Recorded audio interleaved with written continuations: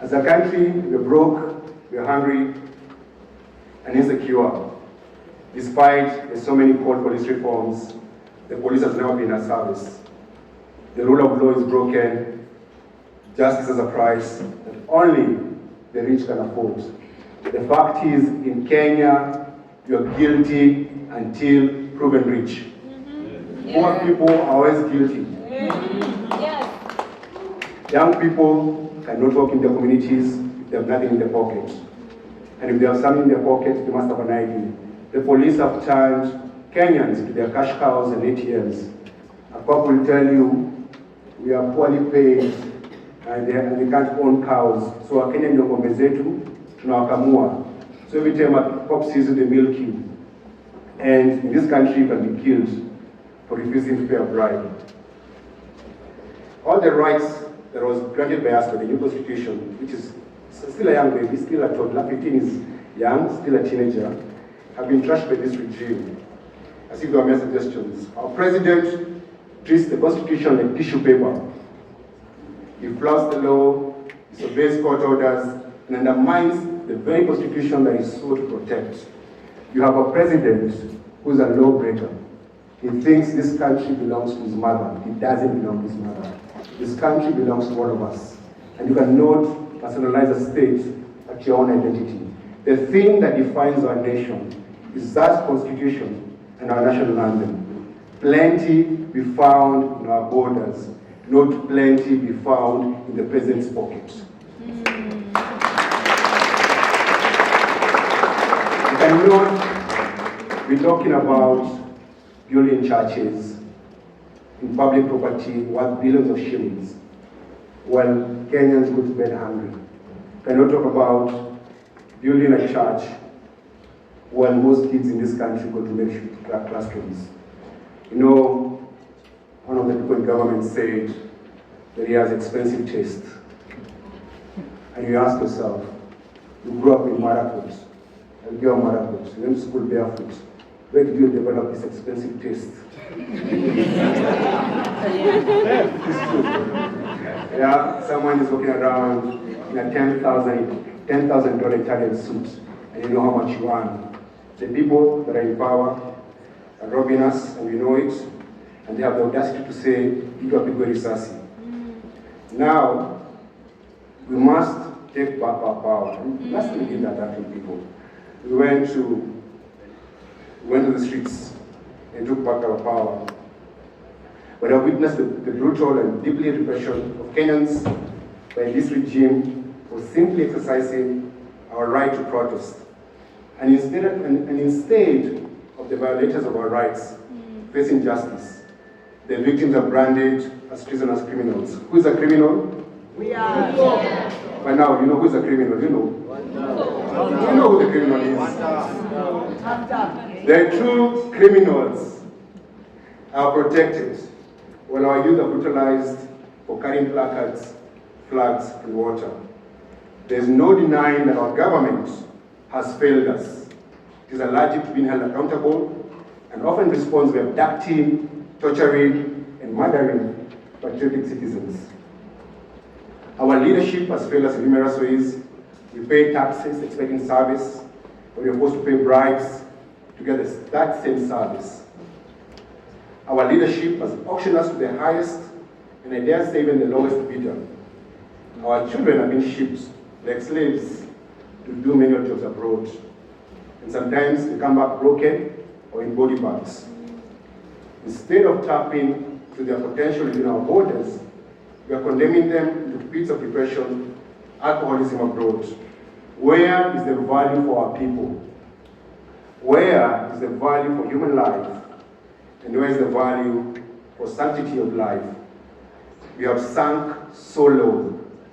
Currently, we have the worst parliament in the history of this country. The People's House, Parliament, has been turned to an auction house and a rubber stamp for the executive. We have been told of stories of parliamentarians lining up in the toilet to receive 10,000 shillings, past bills. And it breaks my heart because we have people that we pay so well. We buy them top of the range cars. We give them medical cover. we give them bodyguards, we give them offices, we fuel their car, we service their cars, they travel first class, but they still have no shame. They still sell their souls to the devil.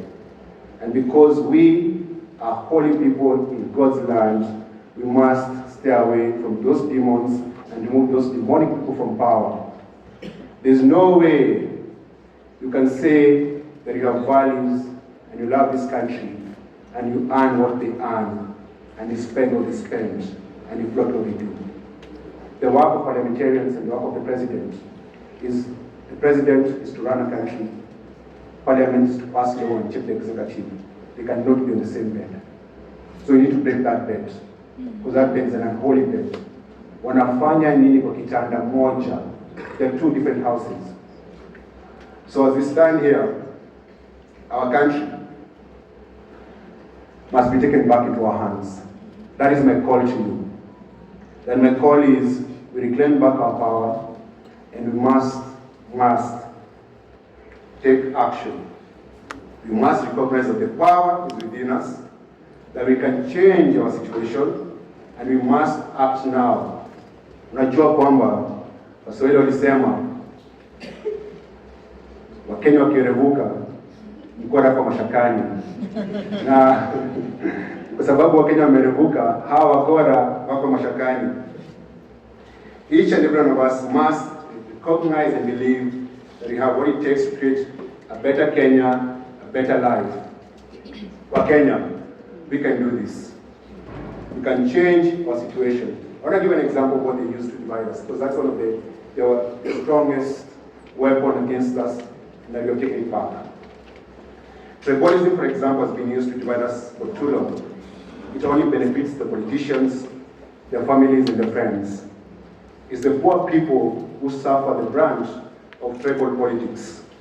Let's not forget that over 1,500 Kenyans were murdered and over 500,000 displaced in the 2007-2008 post-election violence. To date, they have never received justice.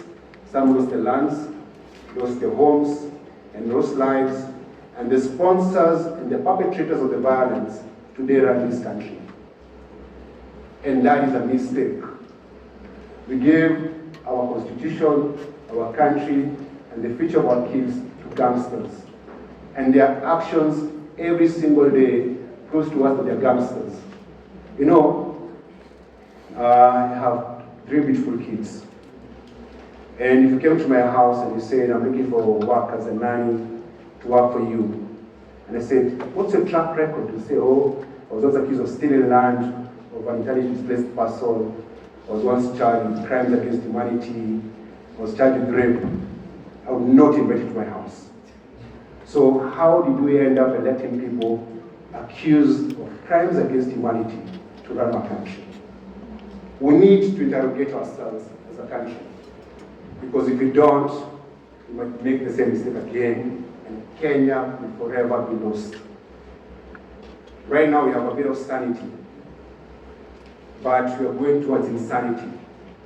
And the political class has come together to defeat the will of the people. And that's the reason why we must defeat tribalism.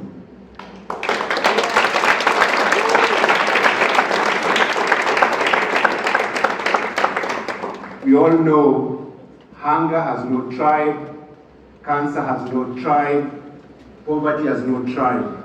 So when they introduce tribalism, you must refuse. And you know, you take a child to school or pay bus fare, I don't say, you know, Makale, fare is cheaper, or if you know, you can't go to a bank anywhere and say, oh, how much money do you want? You say amount of money, then you put source of funds, savings, credit, you put your tribe. It doesn't work like that. So if tribe is not a check and cash, it can be a currency that you use to operate this country. You must stay away from tribalism.